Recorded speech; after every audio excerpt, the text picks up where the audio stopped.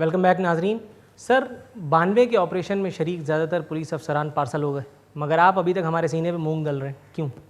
ایسا نہیں ہے, جس کی زندگی ہے اس کو جب تک اللہ نے اس کی زندگی رکھی ہے اسے کوئی نہیں مار سکتا. بہت سارے زندہ ہیں. یہ تو ہوا سیدھا سیدھا اور روحانی جواب. اب آ جائیے گراؤنڈ پہ.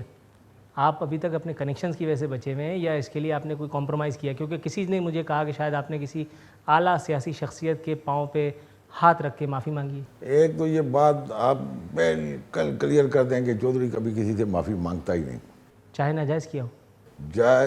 پہلے تو ناجائز کوئی ثابت کرے, جائز ہو ناجائز ہو, چودھری کبھی کسی ثابت سے تو معافی چھوڑ نہیں دینا سر, ثابت اتنے بڑے بڑے اسکیم نہیں ہو سکے یہاں. بھائی جان, چودھری کسی سے معافی نہیں مانگتا, یہ سٹن لا ہے چودھری کا. تو پھر آپ بغیر کسی کمپرومائز کے کراچی میں موجود کیسے ہیں؟ بالکل میں موجود ہوں. کوئی بھی آدمی ہو, کتنا بھی اثر رسوخ والا ہو, ہم صرف اپنا کام کرتے ہیں.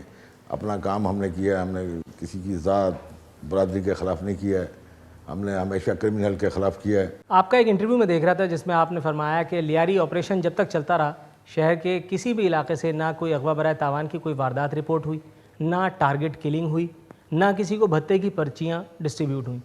اس کا مطلب یہ سمجھ لیا جائے کہ یہ تمام کام عزیر بلوچ صاحب آپ کے کہنے کے مطابق کر رہے ہیں. یہ سارا چیز تو آپ نے ان کے کھاتے میں ڈال دیا. میں نے یہ کہا تھا کہ اس وقت جب وہاں پر ریڈز ہو رہے تھے, کارروائی ہو رہی تھی, تو اس وقت کوئی پرچی نہیں آئی تھی اور نہ کوئی کلنگ ہوئی تھی. وہ تو آپ کو بھی پتہ ہے, مجھے بھی پتہ ہے, ساری دنیا کو پتہ ہے. اگر کوئی کیس رپورٹ ہوا ہے تو کوئی بتا دے. تو اس کا سیدھا سیدھا مطلب وہی ہوا نا جو میں کہہ رہا ہوں. میں تو یہ نہیں کہہ رہا ہوں کہ سب نہیں آپ کہہ نہیں رہے, آپ ادھر ادھر گھما پھرا کے کہہ رہے ہیں. میں گھما پھرا کے نہیں کہہ رہا ہوں, میں کسی سے نہیں ڈرتا بھائی.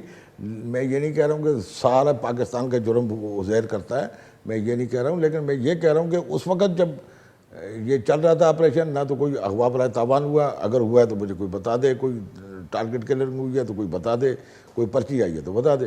سر ٹارگٹ کلنگ کی اگر ہم بات کرتے ہیں تو ٹارگٹ کلرز تو کسی بھی قالب میں ہو سکتا ہے, اس کا تعلق کسی بھی فرقے سے ہو سکتا ہے, کسی بھی سیاسی جماعت کے شیلٹر میں وہ کام کر سکتا ہے.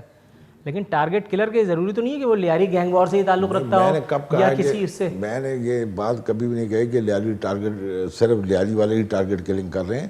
میں نے یہ کہا ہے کہ اس وقت نہیں ہوا ہے, اس وقت نہیں ہوئی تو نہیں ہوئی تو نہیں ہوئی. اچھا ویسے ایک بات اور بھی حیرانی کی, جس وقت 1992 میں متحدہ قومی موومنٹ کے خلاف ایک سیاسی آپریشن چل رہا تھا, اس وقت کراچی میں کسی بھی حصے میں بچے کے ہاتھ سے کوئی کھلونا چوری کر لے یا مسجد سے کسی کی چپل لے لی جائے, وہ پورا کا پورا اکاؤنٹ متحدہ کے خلاف سیٹل ہوتا تھا. کچھ اسی قسم کی صورتحال مجھے یہاں نظر آ رہی ہے کہ نہ بھتے کی پرچیاں مل رہی ہیں, نہ کچھ ہو رہا ہے. کراچی لٹرلی ایک امن و امان کا گہوارہ کا منظر پیش کر رہا ہے. کب؟ لیاری آپریشن کے دوران. اور اس سے پہلے آپ کہتے ہیں کہ جو کچھ ہوتا تھا متحدہ بیٹھا تھا. ایک تو یہ آپ ذہن میں رکھیں, ہم نے کبھی متحدہ کے خلاف آپریشن ہی نہیں کیا, ہم نے تو کرمنلز کے خلاف آپریشن کیا تھا. لیکن متحدہ کلیم کرتی ہے کہ اس کے سب سے زیادہ لوگوں کو چودھری اسلم اور آپ جیسے دیگر افسران نے ہرٹ کیا. آپ پوچھ لیں اگر وہ بولتے ہیں تو. ہم نے تو کرمنلز کو کیا تھا, اس پہ ہم اسٹینڈ کرتے ہیں. کراچی میں امن و امان ایک خواب کیوں بن کے رہ گیا سر؟ آپ تو اپنی بم پروف گاڑی میں مزے کر رہے ہیں, لیکن مجھے یہ بتائیے ایک عام شہری کب سکون کی سانس لے گا, اس کی زندگی میں امن و سکون کب آئے گا؟ کیونکہ یہاں تو صورتحال بالکل الٹ ہے. نہیں, اتنی بھی صورتحال خراب نہیں ہے جتنی عارفین صاحب آپ بتا رہے ہیں. ہوتی ہے, ٹارگٹ کلنگ ہوئی تھی بہت زیادہ 2011 میں, اور سب سے زیادہ لوگ پکڑے گئے تھے, پھر بالکل سکون ہو گیا تھا. اب بھی تھوڑی سی ٹارگٹ کلنگ ہوئی ہے, بہت سارے لوگ پکڑے گئے ہیں, اور بہت سارے لوگ ہیں ابھی جن کو ہم گرفتاریوں کے لیے ہم نے ٹیمیں بنائی ہوئی ہیں. عنقریب ان کو پکڑ لیں گے, ختم ہو جائے گا یہ مسئلہ. یہ تو آپ نے بڑی آئیڈیل بات کر دی ہے کہ عنقریب آپ پکڑ لیں گے اور کراچی جو ہے وہ سعودی عرب بن جائے گا. لیکن بات یہ ہے سر کہ ابھی تک کراچی سعودی عرب کیوں نہیں بنا؟ اس کے پیچھے کوئی سیاسی وجوہات ہیں یا کوئی نہیں چاہتا کہ یہ حالات صحیح ہیں؟ نہیں, ایسی کوئی سیاسی وجوہات نہیں ہے. اور ہم تو صرف اپنے لیول کی بات کرتے ہیں کہ جو ہماری ڈیوٹی ہے ہم اس کو بالکل کر رہے ہیں, اچھے طریقے سے نبھا رہے ہیں. اور عنقریب انشاءاللہ یہ ابھی ہوئی ہے تھوڑی سی ٹارگٹ کلنگ, لیکن یہ بھی پکڑے جائیں گے. یہ روزانہ 10, 12, 15, 16 وکٹیں کھڑک رہی ہوتی ہیں سر. ادھر رحمان ملک صاحب سے اگر کوئی بات کرتا ہے تو وہ کہتے ہیں کہ نہیں, یہ تو بیوی اپنے میاں کو مروا رہی ہے, یہ گرل فرینڈس کے معاملوں کے اوپر یہ قتل ہو رہے ہیں. وہ آئی جی صاحب کہہ دیتے ہیں کہ یہ ٹارگٹ کلنگ نہیں ہے, صرف 5% ٹارگٹ کلنگ ہے, باقی سب کسی نہ کسی دشمنی کا شاخسانہ ہے. کور اپس کیوں چل رہے ہوتے ہیں بجائے مرض کی صحیح انداز میں تشخیص کر کے اس پہ قابو پانے کے؟ ہر آدمی اپنی ادھر ادھر کی باتیں کیوں کر رہا ہوتا ہے؟ نہیں, ادھر ادھر کی کوئی باتیں نہیں کر رہا ہے. اب جو بھی کیس رجسٹر ہوتا ہے اس کے دیکھو نا, آپ تو یہ دکھا دیتے ہیں کہ آج 10 آدمی مارے گئے، حالانکہ اس میں سے 5 دشمنی میں مارے جاتے ہیں. وہ تو ہر FIR کو آپ اٹھائیں تو آپ کو پتہ چل جائے کہ کون سا دشمنی میں مارا گیا، کون سا ڈکیتی کے دوران مارا گیا، کون آدمی ٹارگٹ کلنگ میں مارا گیا.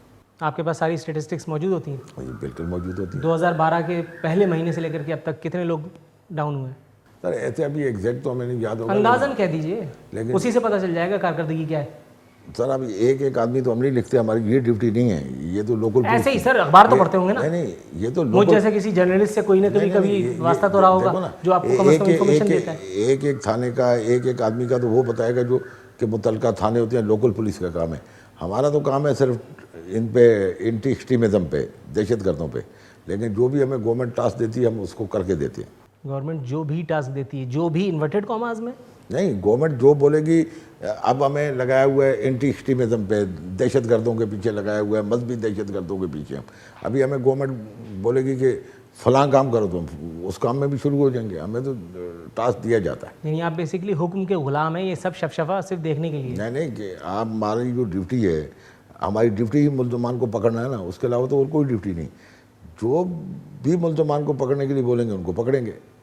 اصل ہماری ڈیوٹی ہے اینٹی ایکسٹریمزم، دہشت گردوں کو پکڑنا، مذہبی دہشت گردوں کو پکڑنا. اس میں ہم لوگوں نے کافی سارے پکڑے ہوئے ہیں، اور آپ دیکھیں کہ 2012 میں صرف ایک بلاسٹنگ ہوئی ہے کراچی میں، باقی بالکل قابو کیا ہوا ہے. یہ سب آپ لوگوں نے روک لیا یا ان لوگوں کے پاس اتنا وقت نہیں ہے کہ وہ بلاسٹ کرتے پھرے؟ روکا ہے بھائیان، پکڑے ہیں سارے بلاسٹ ڈیٹیکٹ کر لیے ہیں تقریباً کراچی میں. سر ایک آخری سوال جان کے امان پاؤں تو پوچھوں.